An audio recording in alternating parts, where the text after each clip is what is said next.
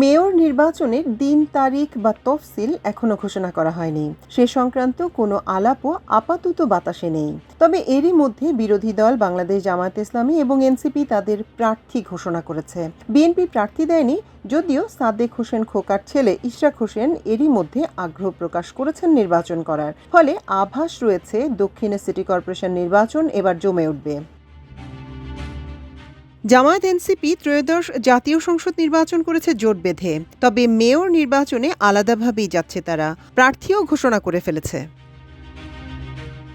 জানা গেছে ঢাকা বিশ্ববিদ্যালয় কেন্দ্রীয় ছাত্র সংসদ ডাকসুর সহসভাপতি অর্থাৎ ভিপি সাদিক কায়েমকে ঢাকা দক্ষিণ সিটি কর্পোরেশনের মেয়র প্রার্থী হিসেবে ঘোষণা করেছে জামায়াতে ইসলামী।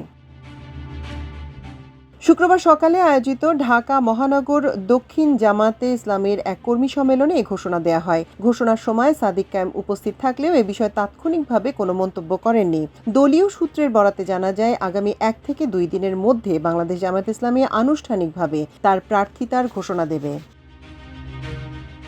দলটির নির্ভরযোগ্য একটি সূত্র দাবি করেছে, ঢাকা দক্ষিণ সিটি কর্পোরেশন নির্বাচনে মেয়র পদে প্রতিদ্বন্দ্বিতা করার লক্ষ্যেই সাদিক কায়েম সম্প্রতি তার জাতীয় পরিচয়পত্র খাগড়াছড়ি থেকে স্থানান্তর করে ঢাকার ভোটার তালিকায় অন্তর্ভুক্ত হয়েছেন। তবে এখন পর্যন্ত তিনি প্রকাশ্যে বড় ধরনের কোনো নির্বাচনী প্রচার শুরু করেননি। দলীয় নেতাকর্মীদের সঙ্গে তার নিয়মিত যোগাযোগ ও সাংগঠনিক কার্যক্রম চলমান রয়েছে বলে জানা গেছে।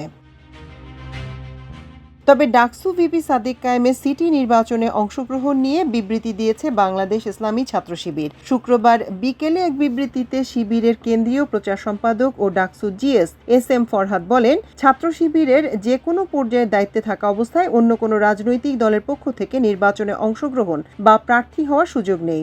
এমনকি কোনো রাজনৈতিক দল থেকেও তাকে প্রার্থী হিসেবে ঘোষণা দেওয়ারও কোনো সুযোগ নেই। তবে এনসিপিতে এ ধরনের কোনো অনিশ্চয়তা নেই। তারা এরই মধ্যে ঢাকা দক্ষিণের জন্য অন্তর্বর্তী সরকারের সাবেক উপদেষ্টা আসিফ মাহমুদ সজীব ভুঁইয়ার নাম ঘোষণা করেছে। তিনি এরই মধ্যে প্রচারও শুরু করে দিয়েছেন।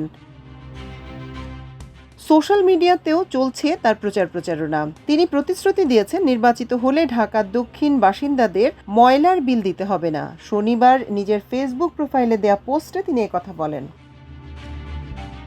আসিফ লিখেন, আমি নির্বাচিত হলে ঢাকা দক্ষিণের বাসিন্দাদের আর ময়লার বিল দিতে হবে না। এমনকি এমনভাবে বাস্তবায়ন করা হবে যে পরিচ্ছন্নতা কর্মীরাও আর্থিক ক্ষতির সম্মুখীন হবেন না।